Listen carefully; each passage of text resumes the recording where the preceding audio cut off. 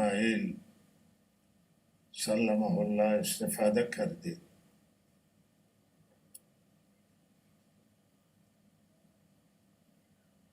قرآن عظیم الشان در سوره انعام مطلب زیبایی را بیان کرده است و قرآن هرگاه که بیان میکنه مطالب را زیبا بیان میکند. تعبیر قرآن عظیم الشان تعبیر پروردگاران و کلام الله تعالی کلام معجزه هست. قرآن عظیم الشان تأثیر قرآن هم اعجاز انگیز هست، تأثیر معجزه هست. معجزه به چیزی میگویند که برخلاف عادت باشه. قرآن عظیم الشان بالاتر از سخنان عادی و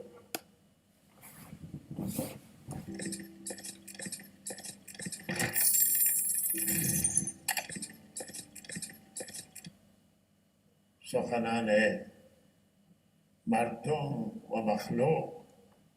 قرآن عظیم الشان کلام الله تعالی است و الله تعالی تنها کلامش قرآن نیست، تورات هم کلام الله، انجیل هم کلام الله بوده، ولی زبور هم کلام الله است. ولیکن خصوصیت قرآن آنه که قرآن معجزه مثل قرآن را کسی نمیتواند بیاورد. یک سوره از قرآن 10 سوره مانند قرآن عظیم الشان میفرماید که الله تعالی میفرماید که کسی نمیتوانه بیاورد. لحظه روی معجزه به چیزی میگویند که مثلش را کسی نتواند بیاورد. بندگان خدا عاجز بشن در مقابلش، از مقابله به مثلش. لحظه این واقعا قرآن تأثیرش بسیار زیبایی و ما همه را توصیه میکنیم به خواندن قرآن، به توجه به قرآن عظیم الشان، به سیره انبیا و سیره حضرت رسول صلی الله علیه و سلم. همه را توصیه میکنم، خودم را و شما مردم عزیز و مردم خوب را توصیه میکنم که قرآن مطالعه کنید، قرآن تلاوت کنید. سوره مبارکه انعام در اینجا الله تعالی ذکر میکنه حضرت ابراهیم را تذکره کرده است الله تعالی. و اذ قال ابراهیم لابیه آزر، حضرت ابراهیم به پدرش آزر خطاب کرد و پدرش را گفت که تو غیر از خدا دیگران را، بتان را معبود گرفته ای. و پدرش را و قومش را حضرت ابراهیم علیه السلام نصیحت کرد، بسیار با منطق، بسیار با استدلال، بسیار با خونسردی. صحبت ابراهیم با استدلال بود، با منطق بود، دلائل آورد بر وحدانیت خدا، یگانگی خدا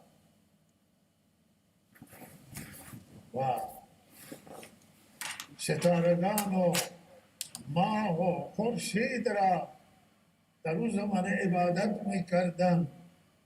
در سوره مبارکه انعام رد معبودیت اینها که ماه و خورشید و ستارگان معبود نیستند تذکره شده است. و در سوره های دیگر بت‌هایی که اونها عبادت میکردن ابراهیم با دلائل رد کردن که اینها لایق پرستش و عبادت نیستند.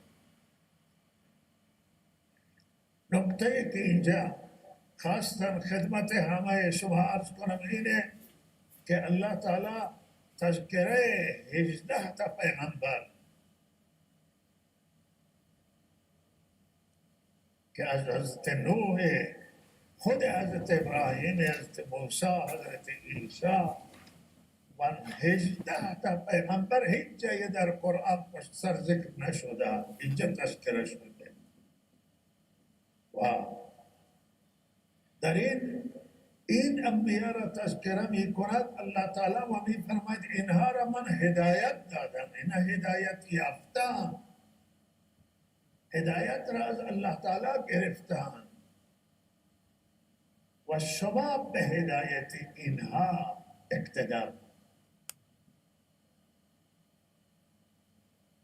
و به هداهم اقتده. تو به هدایت اینها ای پیامبر اعظم، ای خاتم النبیین صلی الله علیه و سلم، به هدایت پیامبران پیشین اقتدا. این همه یک سلسله انبیا، همه یک سلسله هستند، همه اینها خدا را عبادت کردند، همه خدا را تنها پرستش کردند، همه انبیا بر توحید حساس بودند و توحید بزرگترین اعتقاد محوریه که اصولهای اعتقاد همه به این محور برمیگردند. رسالت هست، معاد این اصول اعتقادی همه ادیان سمیه، توحید وحدانیت الله، پرستش خدای واحد و لا شریک.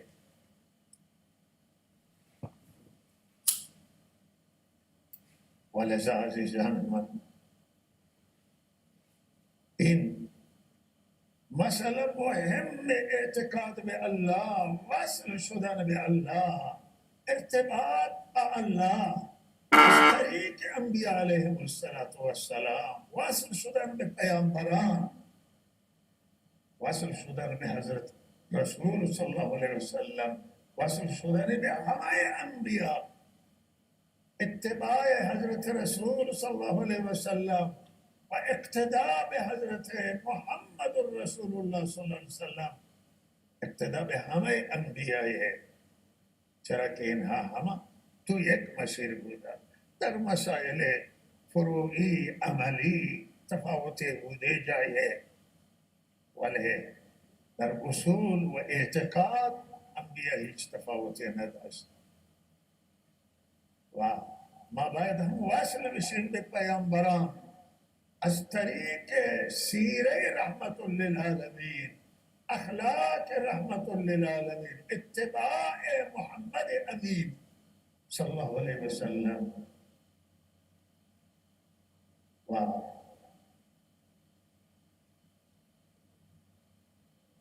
واصل بشیم از طریق اینها به الله تعالی، از طریق قرآن عظیم الشان که کتاب مقدسه و آخری کتابه، واصل بشیم به پروردگار، یعنی به قرب خدا برسیم و خدا انسان نزدیک میشه وقتی که عمل کردش صحیح باشه، وقتی اخلاق و رفتارش صحیح باشه، وقتی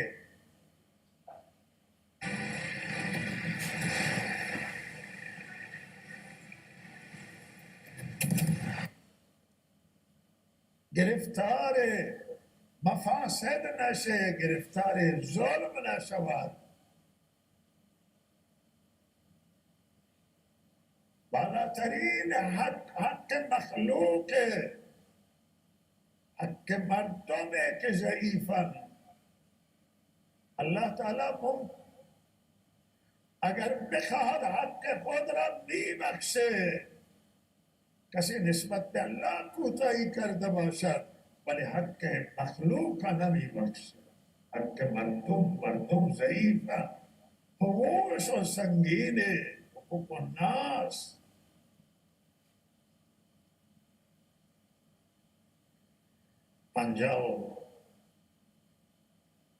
هفت انقلاب 57 که الان سال روز انقلاب هست، پیروزی انقلاب، مردم شاید آنهایی که او زمانه به سن رشد رسیده بودند و به سن تشخیص میدیدند که مردم با چه خوشحالیه و چه آرزویه و چه امیده به تمام طبقات و همه اقشار و همه طیفها، از هر طیف، همه ایل و قبیله و مذاهب و ادیان و اکثریت مردم ایران، الان نمیشه بگید کل، ولی اکثریت قاطع با امید آمدن به صحنه و ما هرچه که از اوائل انقلاب دورتر شدیم، اوائل انقلاب دیدها بهتر بودن. هرچه که ما بالاخره به جایی که تجربه کسب کنیم و بالاتر که بیاییم بهتر بشه، متاسفانه بالاتر که آمدیم تنگناها بیشتر شدن. خیلی ها از در اوائل انقلاب که همراه بودن کم کم جدا شدن یا ما جدایشون کردیم، برای اینکه برای خودشون میدانی ندیدن.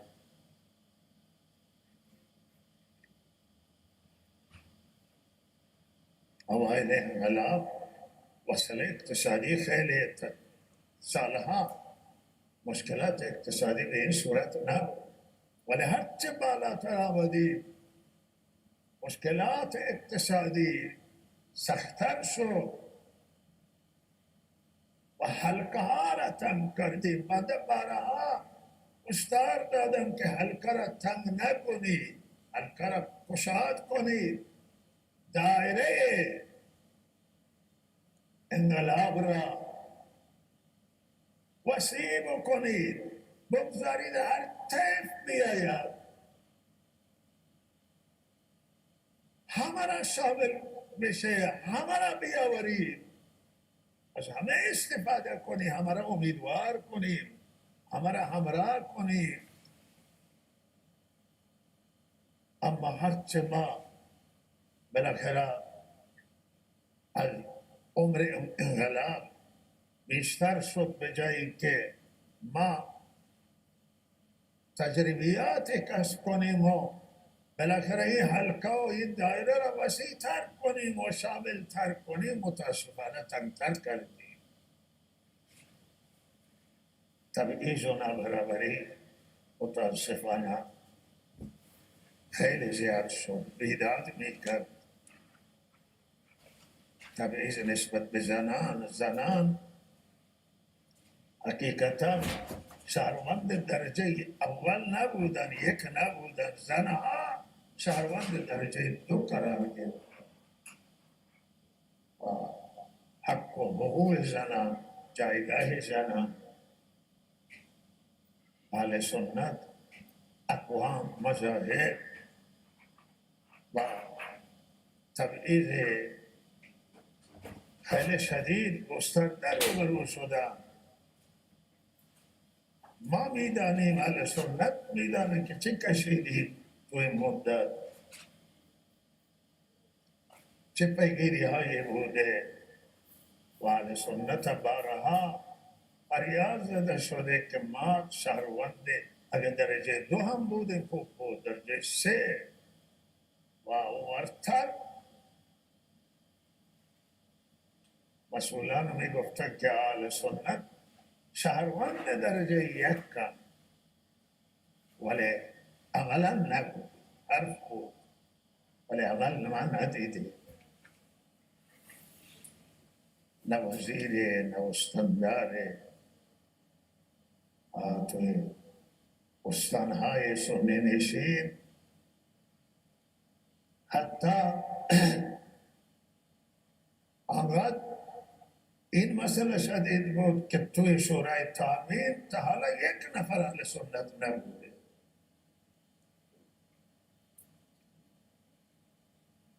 شورای تامین که به هر حال رسالتش سنگینه، برای امنیت استان فکر میکنه، برنامه ریزی میکنن در استانی که استانهایی که حد اکثرشون اهل سنت توی کشور، توی استان خود ما و یا بالاخره جمعیت اهل سنت اونجا زیاده، تا یک نفری در شورای تامین وجود نداشته در گذشته.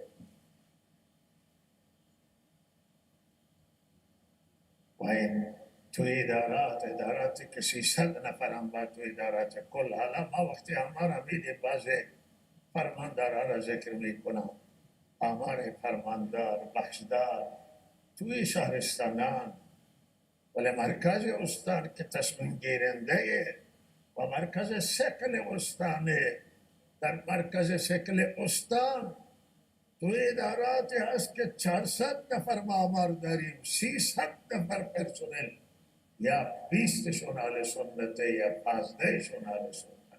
توی آموزش و پرورش تبعیض بیداد میکنه و همواره گلایه بوده، همواره شکایت بوده در استخدام ها، در بکارگیری آموزش و پرورش که What happens when the prostate enlarges and the urine channel gets tight? If you have an enlarged prostate, do this 5-second Japanese morning ritual to shrink it almost immediately. If you've been suffering from nighttime peeing, incomplete emptying of the bladder, or a weak urine flow for more than 3 months, then you need to hear this. It means that your prostate is so swollen that if left untreated,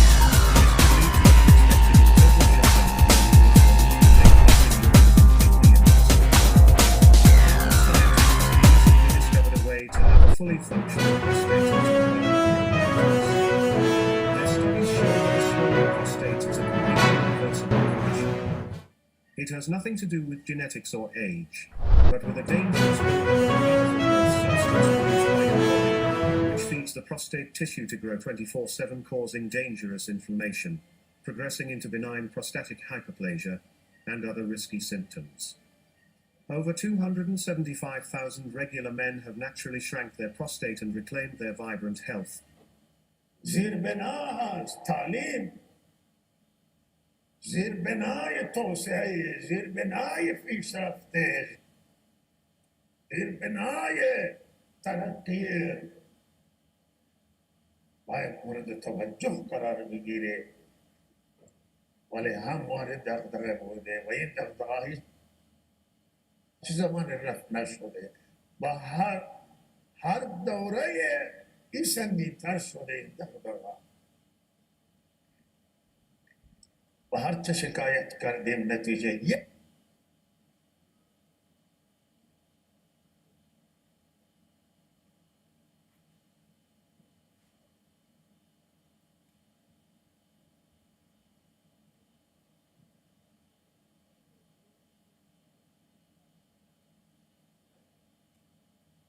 بار آموزش و پرورشی که 75% در منطقه اهل سنته، یک بار برای یک بار کم شده از اهل سنت نگذاشته اینجا. کسی دیگر استان همینطور. چه سیاستی بوده پشت پرده؟ بالاخره اینها شهروند کشور هم حق شهروندی دارن. زنان بالاخره اون جایگاهی که باید داشته باشه، توجهی که باید به زنان بشه، نه یه حرف بنده الان میزنم، قبلا گفتم گذاشته و یه حرف بنده گفتم. در دور اصلاح طلبان فریاد زدیم، صحبت کردیم، مذاکره کردیم، گفته که به زنان مورد تبعیض و بالاخره این تبعیض چیزیست که خلاف اصلا دین اسلام قبول نداره. نظام اسلامی نمیتوانه نبید وزیری وقت نظام به نام اسلامی باید درو مساوات باشه، حقوق ما برابر باشه.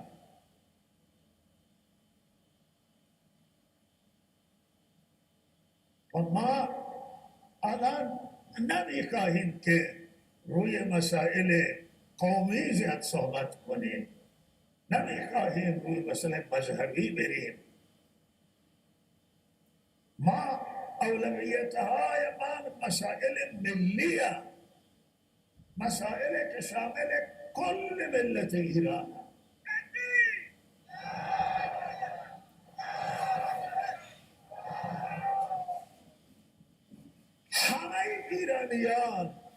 همه ایرانیان شهروند ایرانند و تمام ایرانیان با هم برادر هستند، برادر و خواهرند. ما امروز قبلا بنده گفتم و تکرار میکنن که ما شیعه و سنی نداریم. مسئولان نگران اختلاف شیعه و سنی نشد که ما شیعه و سنی نداریم امروز، ما اقوام هم نداریم امروز. اقوام، مذاهب، مردم ایران همه یکی هستن، همه ما شهروندان ایرانی، حق و حقوق همه ایرانیان خواسته شده که به صورت مساوی بشه. ما از حق همه ایرانیان صحبت میکنیم، همه از حقوق همه صحبت میکنم. ما عزت ایران میخواهیم، ما سربلندی ملت ایران میخواهیم. مردم ایران حق شده که عزت داشته باشند، حرمت داشته باشند. مردم ایران حقشون نیست که در این گنج و این نعمتی که خدا داده گرسنه باشند. ملت ایران ناامید شده از این که وضعیتش بهبود پیدا بکنه. این اعتراضات که الان در سطح کشور ما شاهدش بودیم، اعتراضات برای همینه. ملت به این نتیجه رسید که دیگه مشکل ملت حل نمیشه. چرا پولش بیاید به 45,000 تومان برسه، دلار به 45,000 برسه؟ چرا ملت ایران نگرانه که خیلی از مردم ایران به خارج و بیرون بدهکارن و نمیتوانند دینهای خودشون ادا بکنن. اون زمان دلار 20 تومان بوده، 30 تومان بوده، تجارت کردن، فروختن وسایل. اینجا الان نمیتوانند که 45,000 بدن و دلار بخرند و حق و حقوق مردم بدن. خیلی مشکلات برای مردم درست شده است. ما این عرض کنیم که ما خیر خواهیم، دلسوز شماییم، دلسوز هماییم. عزت ایران میخواهیم، تمامیت ارضی ایران میخواهیم. شیعه و سنی همه برادران، ما با هم اخوت داریم، برادری داریم. همه اقلیت های دینی، مذهبی، قومی همه یکی هستیم.